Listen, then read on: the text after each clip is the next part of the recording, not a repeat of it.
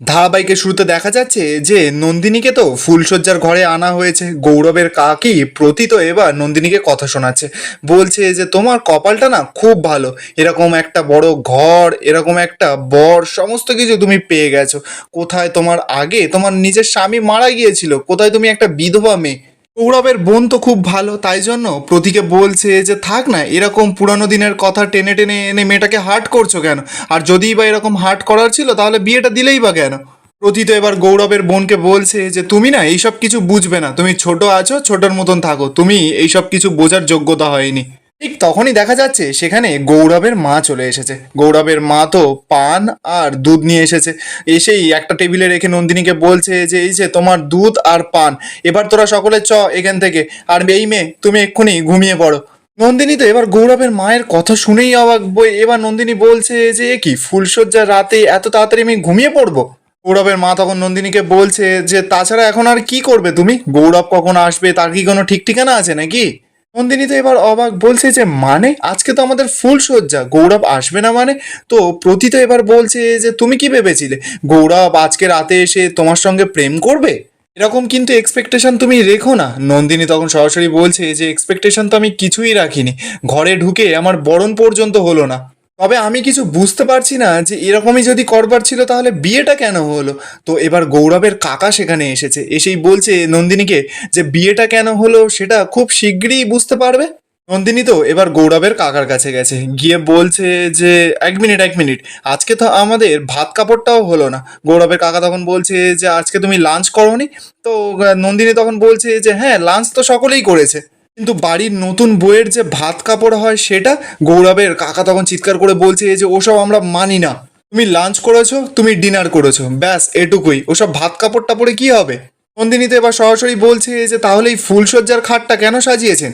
এবার তো সেখানে গৌরবের বাবা গগেনবাবু চলে এসেছে। গগেনবাবু এসেই বলছে যে সেই কৈফিয়ত কি তোমাকে দেবে নাকি? খগেনবাবু তো এবার গৌরবের মায়ের কাছে গেছে, গিয়ে বলছে যে অনেক রাত হলো, তুমি ডিনারটা রেডি করো। এবার তো গৌরবের মা এবার শ্বশুর করে ওখান থেকে কেটে পড়ে। নন্দিনী এবার একার মতন একা বলছে চিৎকার করে যে এসব কি হচ্ছে, আমি তো কিছুই বুঝতে পারছি না। আমার বরণটাও আপনারা কেউ কিচ্ছু ভাবে কোনোভাবে করলেন না, আবার আমার সঙ্গে ঠিক করে কথাও বলছেন না আপনারা। আমি লক্ষ্য করলাম আমার ভাত কাপড়টাও হলো না, আর এখন আপনারা সকলে মিলে ফুলশয্যার ঘরে এসে বলছেন যে আমি ঘুমিয়ে পড়বো। সব কি হচ্ছে না আমি কিচ্ছু বুঝতে পারছি না। এবার গৌরবের কাকা প্রতীকে বলছে যে প্রতীক, তুমি ওকে বুঝিয়ে দাও, ও বুঝতে পারছে না, আর যদি না বুঝতে পারে তাহলে না হয় আমরা আমাদের ভাষায় বুঝিয়ে দেব। নন্দিনী তো এবার গৌরবের কাকার কাছে গেছে, গিয়ে বলছে যে দাঁড়ান, কেউ যাবেন না এখান থেকে, উনি সকলের সামনে আমাকে বোঝাবেন আর আমি বুঝবো। তো এবার প্রতি তো নন্দিনীকে বলছে যে তোমাকে জাস্ট এখানে সিঁদুর পরিয়ে এই বাড়িতে আনা হয়েছে, তুমি এখন এই ঘরের কোনায় পড়ে থাকবে, আর যদি না পোষায় তাহলে তুমি বাড়িতে চলে যাও। নন্দিনী তো এবার সরাসরি বলছে যে আপনারা বোধহয় ভুলে যাচ্ছেন আমার আর একটা পরিচয় আছে, আমি অ্যাডভোকেট নন্দিনী মুখার্জি। প্রতি তো এবার নন্দিনীকে ব্ল্যাকমেল করছে, বলছে যে কি করবে তুমি, তুমি গিয়ে মামলা ঠুকবে, যাও যাও মামলা ঠোকো, তুমি এদিকে মামলা ঠুকবে আর তোমার বাবা ওদিকে তিল তিল করে মরবে। গৌরবের মা তখন বলছে যে বাবার সামনে অন্তত সুখী হওয়ার ভানটা করো। গগনবাবুও তখন নন্দিনীর কাছে এসে বলছে যে হ্যাঁ, বাবার সামনে কিন্তু নাটক করো, নইলে উনি জীবিত অবস্থায় মরে যাবে। নন্দিনী তো এবার পুরো চিন্তায় পড়ে গেছে। গৌরবের কাকা এবার নন্দিনীকে বলছে যে শুনেছি নাকি তুমি খুব পিতৃভক্ত, তাহলে ওই পিতার কথা ভেবে ওইসব থানা পুলিশ করতে যেও না, তাহলে কিন্তু ফলটা একদম ভালো হবে না।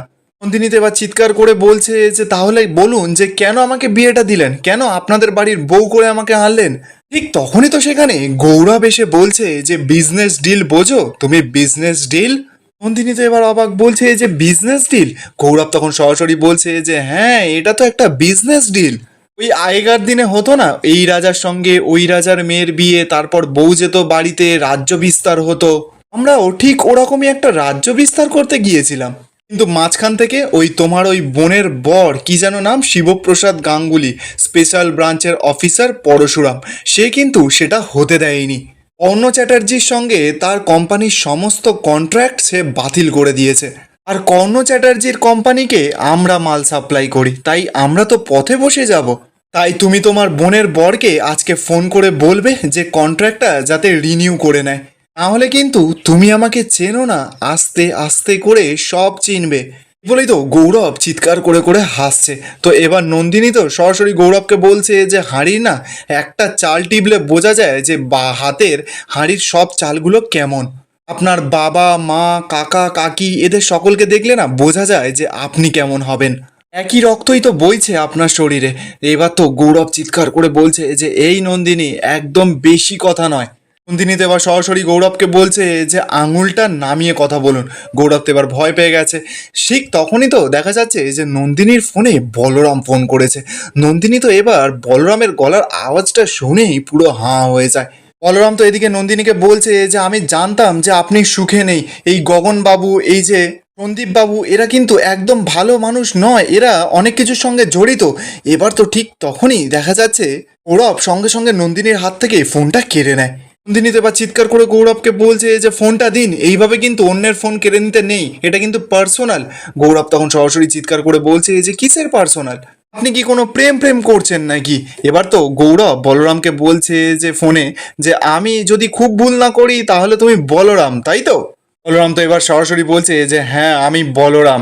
তো গৌরব এবার তখন বলছে যে মিস্টার বলরাম আপনার কি প্রেম জেগে উঠেছে নাকি?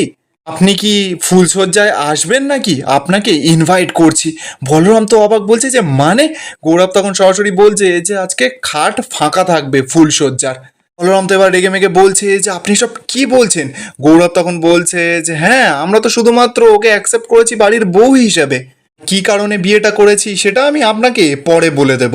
আর আপনি কিন্তু চাইলেই ফুলশয্যার ঘরে আসতে পারেন, ওর প্রতি আমার কোনো বিন্দু মাত্র ইন্টারেস্ট নেই। আপনি চাইলে এই ঘরে আসতে পারেন, ওর সঙ্গে ফুলশয্যায় আবার থাকতেও পারেন। নন্দিনী তো এবার রেগে মেগে গৌরবকে একটা ঠাসিয়ে চড় মেরেছে। গৌরব তো এবার সঙ্গে সঙ্গে নন্দিনীর হাতটা ধরেছে, ধরে বলছে যে এই নন্দিনী তুমি কিন্তু আমাকে চেনো না। নন্দিনী তখন সরাসরি বলছে যে হাতটা ছাড়ুন, এক্ষুনি থানায় যাব, আমি গিয়ে আপনার বিরুদ্ধে মামলা করব। আপনি একজন অ্যাডভোকেটের গায়ে হাত তুলছেন। প্রতি তো এবার এসে নাটক করতে করতে নন্দিনীকে বলছে যে অ্যাডভোকেট নয়, তুমি বাড়ির বউ। এবার তো প্রতি গৌরবের হাত থেকে ফোনটা নিয়েছে। ফোনটা নিয়েই এবার বলরামকে বলছে যে বলরাম বাবু আমি ঠিক বুঝতে পেরেছিলাম যে আপনি ফোন করবেন, আরে আপনি চলে আসুন, নন্দিনী না ভীষণ একা ফিল করছে। বলরাম তো এবার চিৎকার করে ফোনে বলছে যে আপনারা কি মানুষ, আমি তো ভাবতেও পারছি না। প্রতি তো এবার বলছে যে এইসব ছাড়ুন, এইসব কথা, ও যদি কোর্টে যায়, ও যদি থানায় যায়, তাহলে কিন্তু আমরাও একটা কেচ্চা কেলেঙ্কারি করতে পারি। আমরা কিন্তু মেয়ের চরিত্র নিয়ে কেচ্চা কেলেঙ্কারি করব। এই ধরুন আপনার সঙ্গে ওই মেয়ের সম্পর্ক নিয়ে। সেগুলো শুনে বোধহয় ওই সত্যজিৎ বাবু দড়ি আর কলসি নিয়ে গঙ্গার জলে ডুব দেবে। আর একটা কথা, আমরা কিন্তু নন্দিনীকে বলে দিয়েছি যে ও কিন্তু শিবপ্রসাদ গাঙ্গুলিকে যেন ফোন করে আর কর্ণ চ্যাটার্জি কোম্পানির সঙ্গে ওই যে ডিলটা সেটা যেন রিনিউয়াল করে, কারণ কর্ণ চ্যাটার্জির সমস্ত প্রোডাক্ট আমাদের কোম্পানি সাপ্লাই করে। কথাটা শুনেই তো বলরামের পুরো মাথায় হাত পড়ে গেছে। আর এখানেই আজকের এপিসোডটা শেষ হয়ে যায়। আপনাদের কি মনে হচ্ছে, বলরাম কি তাহলে নন্দিনীকে ওই শ্বশুর বাড়ি থেকে তুলে নিয়ে চলে আসবে? কমেন্টে আপনাদের মতামত অবশ্যই জানাবেন। আর ভিডিওটা ভালো লেগে থাকলে চ্যানেলটা সাবস্ক্রাইব করে যাবেন।